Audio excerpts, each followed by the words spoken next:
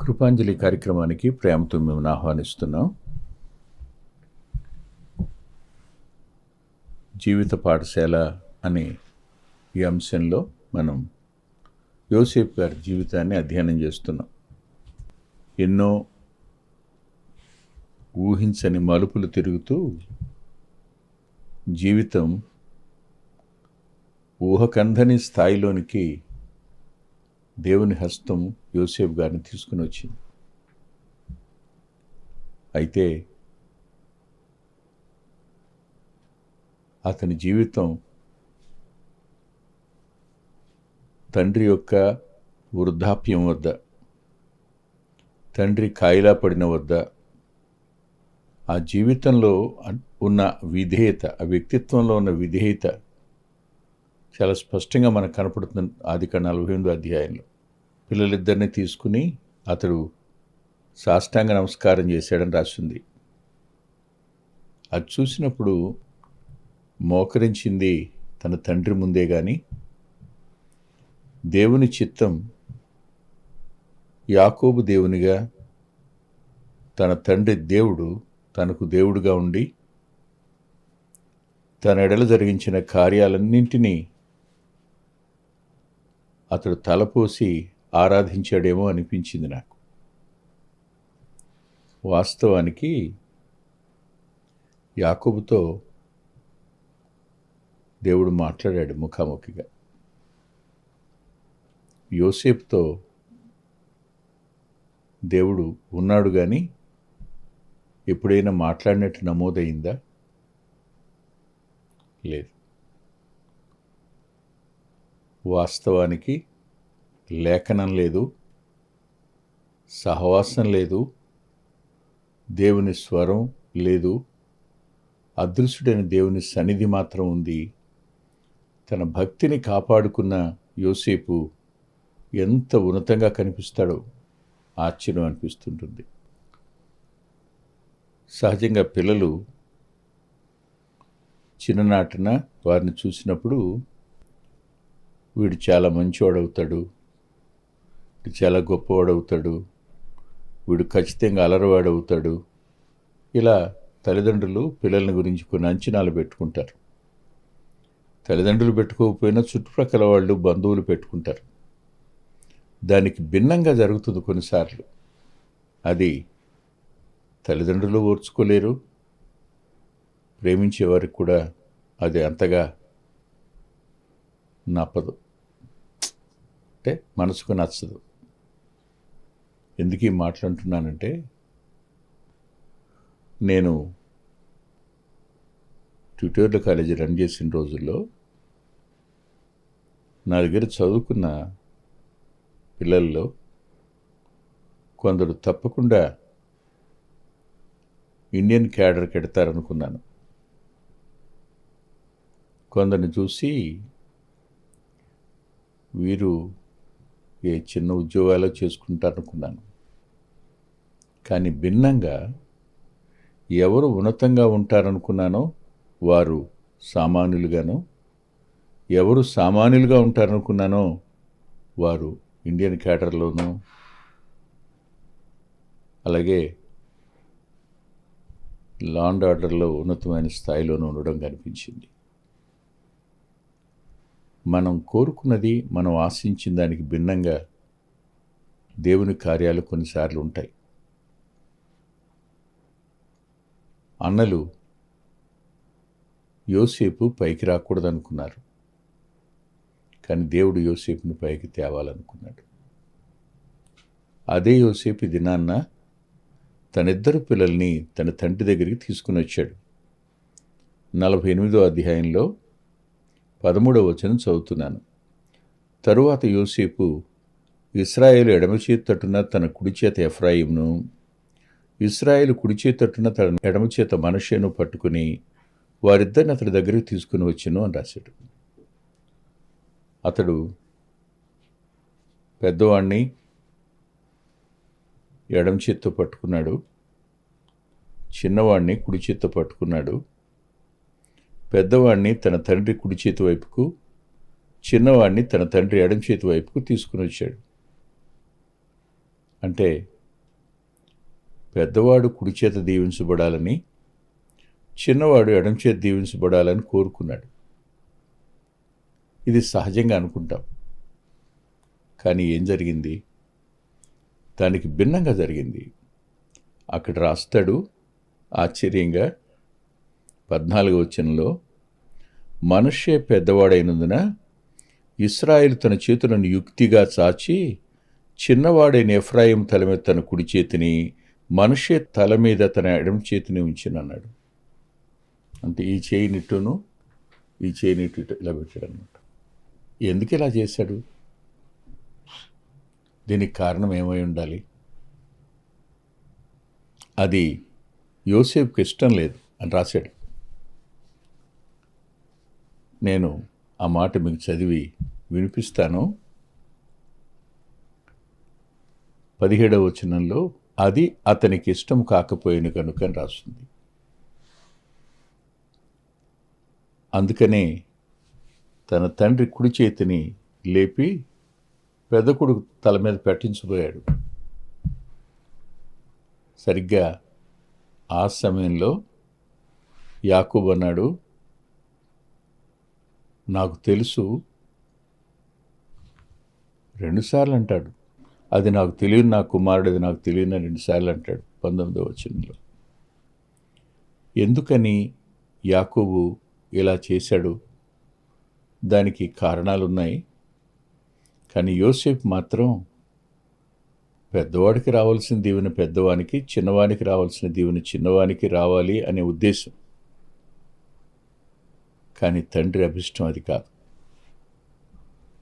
యోసేపు వ్యక్తిత్వంలో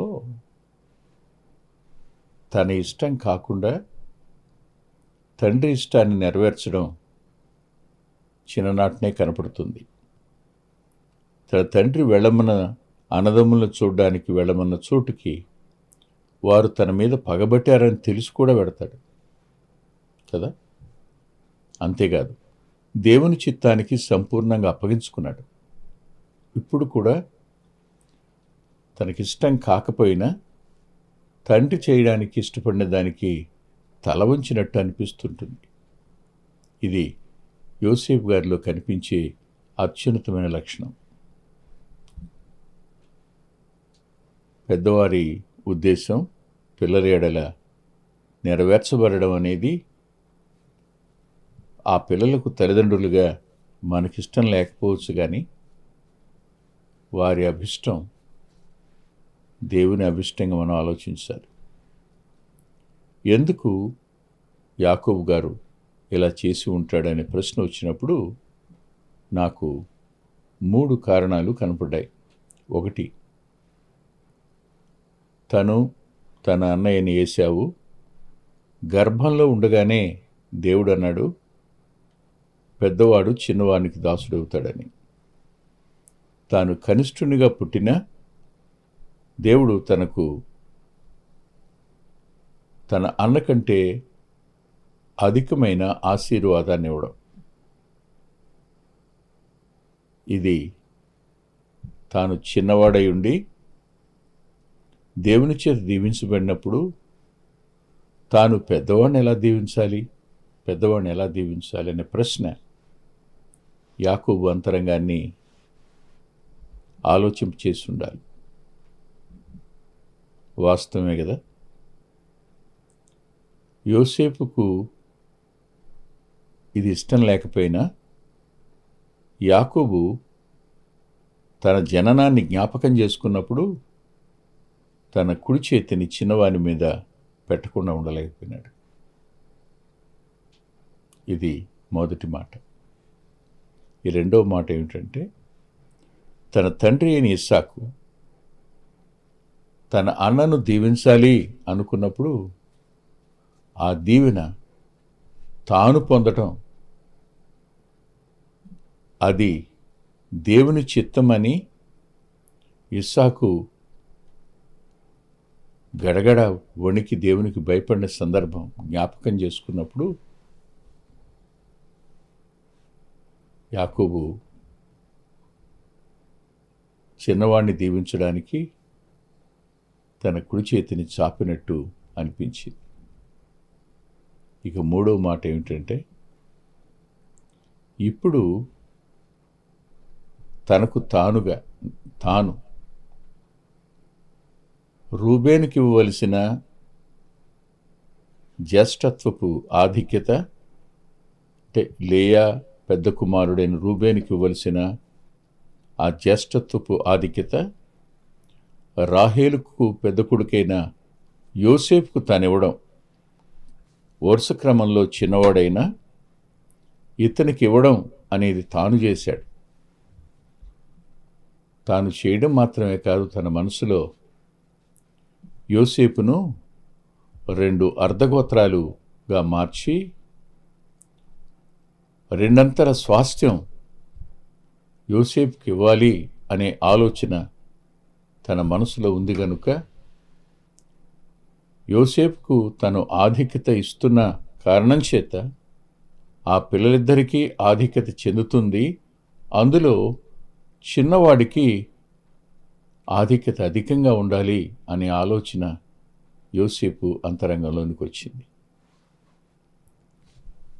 ఎవరు ఏ రీతిగా ఆశీర్వదించబడతారో, ఎవరు ఏ రీతిగా రేపు భవిష్యత్తులో ఉంటారో మనకు తెలియదు. కానీ ఒకటి మాత్రం వాస్తవం, ఎవరిని తక్కువ చేయకుండా ఉండడం క్షేమం, ఎవరిని అవమానించకుండా ఉండడం క్షేమం. మనం ఎప్పుడూ ఊహించం, కానీ దేవుని సంకల్పం కొందరి పక్షంగా వేరుగా ఉండొచ్చు. ప్రస్తుతానికి వారు నిష్ప్రయోజకులుగా కనిపించవచ్చు, ప్రస్తుతానికి వారు సరైన వ్యక్తులుగా అనిపించకపోవచ్చు. కానీ దేవుడు వారి ఎడల ఓ ఉన్నతమైన సంకల్పం కలిగి ఉంటే యోసేపులాగా దీవించబడ్డా, యాకోబులాగా ఆశీర్వదించబడ్డం జరగదా? ఇవన్నీ జరుగుతాయి. మనం ఆలోచించి కంగారుపడి బాధపడ్డం కంటే దేవునికి అప్పగించుకోవడం క్షేమం. మన తండ్రుల యొక్క అభిష్టాన్ని మన పిల్లల ఎడల వారు కోరినట్టు నెరవేర్చబడడానికి తలవంచడం కూడా మంచిదేమో అని అనిపిస్తుంది. ఇక్కడ మరో మాట కూడా నేను చెప్పాలి. అదేమిటంటే, పిల్లలిద్దరినీ దీవించే ముందు యాకోబు యోసేపును దీవించిన విధానం చూడండి. 48వ అధ్యాయంలో 15వ వచనం, అతడు యోసేపును దీవించి, నా పితరులైన అబ్రహాము ఇస్సాకులు ఎవరిని ఎదుట నడుచుంటిరో ఆ దేవుడు, నేను పుట్టినది మొదలుకొని నేటి వరకును ఎవడు నన్ను పోషించినో ఆ దేవుడు. యోసేపును దీవించాడు. మిగిలిన వారందరికంటే ముందు దీవించబడినవాడు యోసేపు కదూ. ఏమని దీవించాడు? నా పితరులైన అబ్రహాము ఇస్సాకులు ఎవని ఎదుట నడుచుచుండిరో ఆ దేవుడు. అబ్రహాము నడిచాడు, కానీ బాల్యావస్థలో మనలాగానే 1-2 తప్పటడుగులు కనపడతాయి. ఇస్సాకు జీవితంలో కూడా ఒక తప్పుడడు కనపడుతుంది. అంటే భార్యను చెల్లి అని చెప్పడం అబ్రహాం గారు చేశారు, ఇస్సాకు గారు చేశారు. ఇంకా యాకోబు గారి జీవితంలో చెప్పడానికి వీలు కాదు కదా. ఆయన ఎలా మోసపూరితంగా ఇంట బయట, అంటే మామ దగ్గర కూడా ఉన్నాడు. కానీ అవేవీ లేకుండా, ఆ తప్పటడుగులు ఏమీ లేకుండా స్వచ్ఛంగా, పవిత్రంగా, పరిశుద్ధంగా అదే దేవుని ఎదుట మౌనంగా నడిచిన యోసేపు ఎంత ఉన్నత శిఖరాగ్రం మీద కనపడతాడో చెప్పడానికి వల్లపడదు. ఆధిక్యతలు అబ్రహాము నుండి, ఇస్సాకు నుండి, యాకోబు నుండే సంక్రమించి ఉండొచ్చు యోసేపుకు. కానీ ఒక పరిణితి చెందిన వ్యక్తిత్వం యోసేపు జీవితంలో అత్యున్నతంగా కనపడుతుంది. దీన్ని మనం చదివి ధ్యానించి ఆనందించగలుగుతాం. అభ్యాసం చేయడం దగ్గరికి వచ్చేటప్పటికి మాత్రం కాస్త కష్టసాధ్యం కావచ్చు. కానీ ప్రభు మీద ఆధారపడితే అసాధ్యం కాదు, సాధ్యం అవుతుంది. పవిత్రంగా జీవించడం సాధ్యం అవుతుంది, క్షమించడం సాధ్యం అవుతుంది, పోషించడం సాధ్యం అవుతుంది. ఇవన్నీ యోసేపుకు సాధ్యమయ్యాయి. నేటికి అదే జీవితం మనకు ఇవ్వబడింది. అవమానాల గుండా, పగబట్టిన మనుషుల మధ్య నుండి, దూరంగా నెట్టివేయబడిన అనుభవాలు, మనకు నష్టం జరిగితే చూసి సంతోషించాలనుకునే వ్యక్తులు, మనం బాధపడుతుంటే చూసి ఆనందించేవారు, మన ఎడల క్రౌర్యంతో ప్రవర్తించేవారు చాలామంది ఉంటారు, కష్టం పెట్టుకున్నవాళ్ళు. కానీ అండి, దేవుడు మన పక్షంగా ఉన్నప్పుడు, దేవుడికి మన ఎడల సాలినంతటి ప్రేమ, కృప ఉన్నప్పుడు మనం దిగులు పడవలసిన అవసరమే లేదనిపిస్తుంటుంది. యోసేపు జీవితాన్ని నుంచి మనం పొందవలసిన ఆదరణ, ధైర్యం ఏమిటి అంటే, తండ్రి తల్లి దూరమైన, తల్లి చిన్నప్పుడే చనిపోయింది, తండ్రి 17వ ఏట దూరం అయ్యాడు, దూరం చేశారు అన్నలు. కానీ దేవుడు మాత్రం దూరం చేయలేదు. దేవుని సంకల్పంలో యోసేపు నిలిచి ఉన్నాడు. ఇది మన కనులకు నిజంగా ఆశ్చర్యం. నిలిచి ఉండడం కాదు, నేటి దినాన్న తాను వారందరి ఎదుట ఒక ఉన్నతమైన స్థానంలో ఉంటే, ఇప్పుడు వాళ్ళందరూ ఎవరి పేరు చెప్పుకుంటున్నారు? మేము ఎవరి తాలూకు అని చెప్పుకుంటారు ఐగుప్తులో? కేవలం యోసేపు అన్నలం మేము, యోసేపు తమ్ముళ్ళం మేము, యోసేపు తండ్రిని, అంతే కదా. అంటే నీ ఛత్రం కిందకే వారు రావాలి, వస్తారు, అంతే. కంగారు పడి పగ సాధించాలని, పగ తీర్చుకోవాలని ఎప్పుడు అనుకోవద్దు. ఎదుటివారు పడిపోతే చూసి సంతోషించాలనుకోవద్దు. ఎదుటివారిని అమ్మేయాలనే ఆలోచనలకు ఎప్పుడూ రావద్దు. ఎదుటివారు బాధపడుతున్నప్పుడు చూసి సంతోషించే దౌర్భాగ్యమైన పరిస్థితి జీవితాల్లోకి రాకుండా ఉండాలి. అనేక సార్లు భక్తుల జీవితాల్లో ఇవి కనిపిస్తాయి. ఎవరిని బాధ పెట్టారో, ఎవరిని దుఃఖపరిచారో, ఎవరిని కించిపరిచారో, ఆఖరి దినాల్లో వారి దగ్గరే ఉండవలసిన పరిస్థితి ఏర్పడి వారే వారిని చూడడం, ఎవరిని తక్కువగా చూశారో వారి దగ్గరే పోషణ జరగడం, ఇవన్నీ జీవిత పాఠశాలలో అనూహ్యంగా దేవుని చిత్తంగా మారే అవకాశం ఉంది. మర్చిపోకండి సుమా. ఇక్కడ ఆశీర్వదిస్తూ అంటాడు, ఆయనే నన్ను పోషించాడు అంటాడు, సమస్తమైన కీడులోంచి నన్ను తప్పించిన అంటాడు. సమస్త కీడుల్లో నుంచి నన్ను ఆశీర్వదించాలనుకున్నప్పుడు నా పిల్లల్ని ఆశీర్వదించాడు. ఏమిటిది? నేను ఆశీర్వదించబడిన వాడిని కావాలి అంటే తప్పకుండా ఆశీర్వాదం నా పిల్లల మీద ఉండాలి. యాకోబు మనష్షే, ఎఫ్రాయిములను ఆశీర్వదిస్తున్నప్పుడు ఎఫ్రాయిము తల మీద కుడి చేయి పెట్టాడు. అప్పుడు యోసేపు అది కాదు నాన్న అంటే అంటాడు, మనష్షే తల మీద ఉంచి పెట్టాను కదా, నాకు తెలుసు నాన్న, అతడు కూడా గొప్ప సమూహం అవుతాడు, గొప్పవాడవుతాడు. కానీ ఇతని తమ్ముడు ఇతని కంటే గొప్పవాడవుతాడు, మరింత గొప్పవాడవుతాడు, అంతే. వాస్తవానికి ఒక ఆశ్చర్యకరమైన సంగతి ఏమిటంటే, యాకోబు పలికిన ఈ మాట దేవుడు ఇశ్రాయేలు ప్రజల్ని, అంటే 2 గోత్రాలు యూదులైతే మిగిలిన గోత్రాలు ఇశ్రాయేలులైతే వారిని పిలిచిన పిలుపు ఏమిటో తెలుసా? ఎఫ్రాయిము అంటాడు. ఎఫ్రాయిము అని పిలుస్తాడు ఇశ్రాయేలు దేశాన్ని. అది అతనికి ఇవ్వబడిన ఆధిక్యత అంతే. దేవుడు యాకోబు మాటను స్వీకరించి దాన్ని తూచా తప్పకుండా చేసినవాడుగా, జరిగించినవాడుగా మనకు కనిపిస్తాడు. కాబట్టి ఒకటి ఆలోచిద్దాం. మన ఆలోచన కాదు, దేవుని ఆలోచనే. మన కొరకై సమస్తాన్ని సిద్ధం చేసి మన నిమిత్తం తన ప్రాణాన్ని బలిగా పెట్టి సిలువలో మరణించి సమాధి చేయబడి 3వ దినాన తిరిగి లేచిన దేవుడు మనతో సదాకాలం తోడుండేవాడు.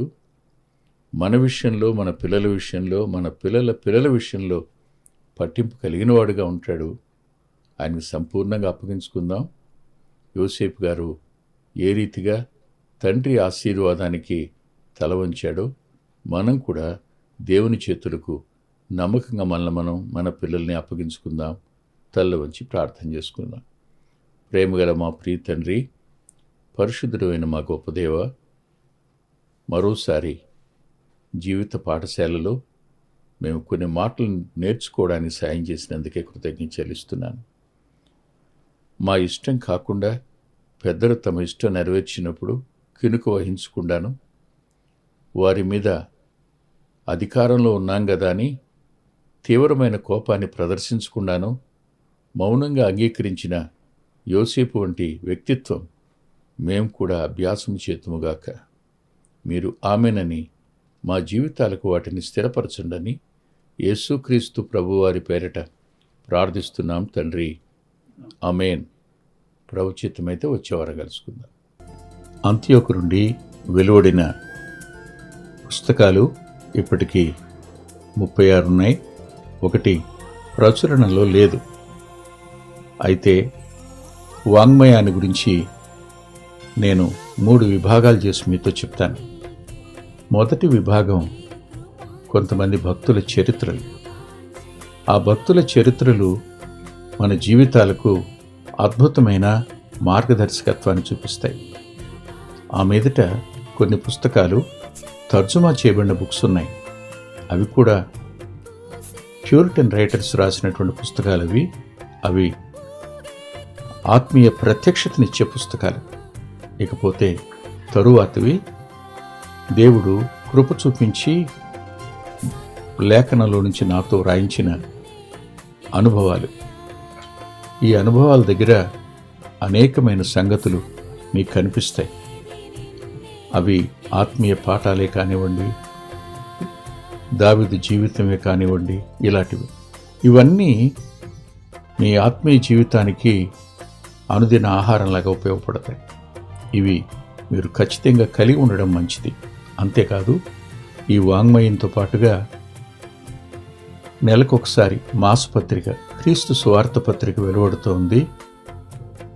అంతేకాదు, 2 నెలలకు ఒకసారి పిల్లల కొరకై ద్విమాస పత్రిక, ద్విమాస సచిత్ర పత్రికది. ఆ పత్రిక పిల్లల కోసం నెలవంక అనేటువంటి మ్యాగజైన్. అంతేకాదు, మరో మాట కూడా చెప్పాలి.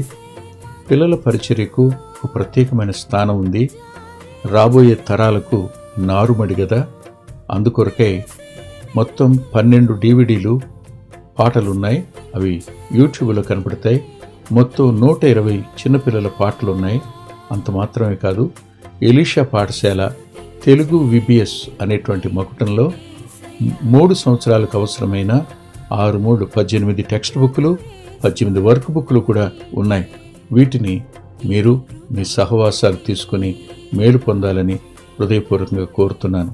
మా చిరునామా కృపాంజలి, బ్రదర్ పిల్లా వెంకటరత్నం, రామచంద్రపురం రోడ్, గుడివాడ, కృష్ణా జిల్లా, Andhra Pradesh. Our address: Krupanjali, brother Pilla Venkataratnam, Ramachandrapuram road, Gudivada, Krishna district, Andhra Pradesh. Phone number 9490504299. 9490504299. రాలేవుగా కురిసే మంచు